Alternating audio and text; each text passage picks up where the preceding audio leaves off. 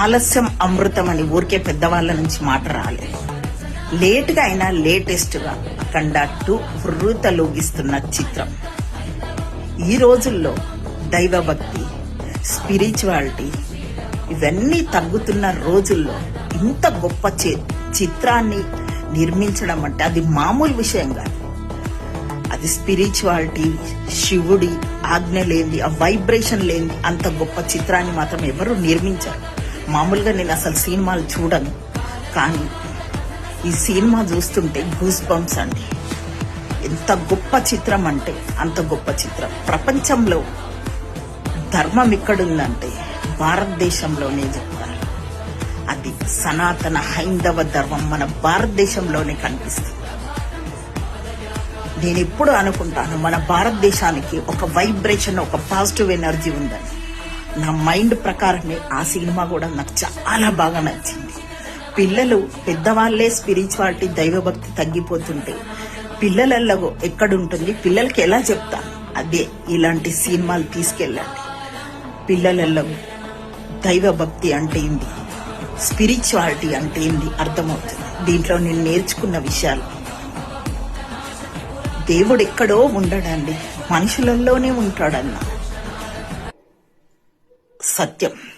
రెండోది, ప్రపంచంలో అన్ని దేశాలు మన భారతదేశం వైపే కన్నేస్తూ ఉంటాయి. వాళ్ళకి తెలుసు ఇక్కడ ఒక స్పిరిచువాలిటీ వైబ్రేషన్ ఉందని, కానీ మన వాళ్ళకే తెలియక తప్పటడుగులేస్తుంటారు. మూడవది, ఒక కన్న తల్లిని మామూలుగా కాదండి, కన్న తల్లి మాతృ ప్రేమ ఎంత గొప్పగా వర్ణించారంటే నిజంగా కళ్ళలోంచి నీళ్ళొచ్చే విధంగా వర్ణించారు. ఆ సినిమా చూడకుండా నేను రీల్ మాట్లాడకుండా ఉండలేకపోయాను. నిన్న చూశాను, నిజంగా గంట వరకు కూడా నాకు గూస్ బంప్స్ అనేవి నాకు పోలేవు. నిజంగా ఇంత ప్రపంచం మొత్తం ధర్మాన్ని ఎక్కడుందంటే ప్రపంచంలో ఉన్న అన్ని దేశాలకు తెలుసు మన భారతదేశంలో ఉందన్న హైందవ సనాతన ధర్మం అని. ఆ ధర్మాన్ని మనం కాపాడుకుంటే చాలండి ఈ జన్మకు భారతదేశంలో. ఎస్, 3 రోజులకు 300 కోట్లు పోయిందంటే అది బాలయ్య బాబు కృషి, బోయపాటి శ్రీనివాస్ గారి కృషి, ప్లస్ దిల్ రాజు గారు, అలాగే ప్రేక్షకులందరి కూడా ఇది అందరి సంకల్పంతో ఇంత బ్లాక్ బస్టర్ మూవీ అండి. ఇది ఇంత గొప్ప చిత్రాన్ని నేను అసలు జీవితంలో ఇది 1-2 తప్పితే ఇంత నా మనసులోకి చొచ్చుకుపోయిన ఏ మూవీని కూడా నేను ఇంతగా చూడలేదు. నేను ఏ సినిమా చూసినా దాంట్లో కంటెంట్ వెతుక్కుంటా. అలాంటిది ఇది ఇంత గొప్ప మూవీ అంటే అది అసలు మాటల్లో చెప్పలేం. మన భారతదేశానికి ఉన్న పవరు ఒక్కొక్క దేశాలకు వణికిపోయే విధంగా జయించారండి. మనం భారతదేశంలో పుట్టడమే చాలా పుణ్యం. ఆ పుణ్యాన్ని సార్థకత చేసుకోవడానికి మనం జీవించాలే గాని ఒకరిని మోసం చేసి జీవించడం అది చాలా తప్పు. శివయ్య ఆజ్ఞ లేనిది చీమైనా కుట్టడన్నట్టుగా బాలయ్య బాబు ఒక మాట అంటాడు.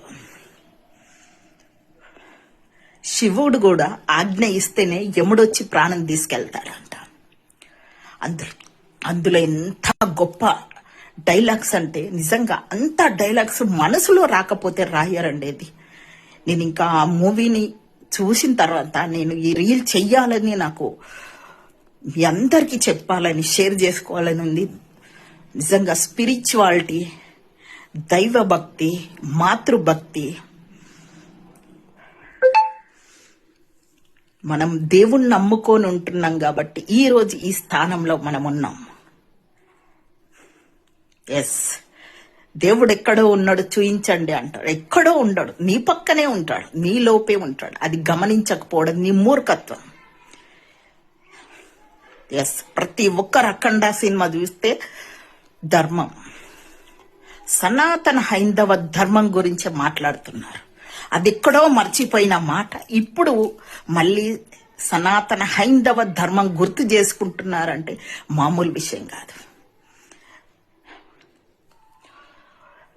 హరహర శంభో, జై బాలయ్య బాబుకి అందరికీ కూడా దీనికి సపోర్ట్ ఇచ్చిన ప్రతి ఒక్కరికి కూడా thank you lot of thank you.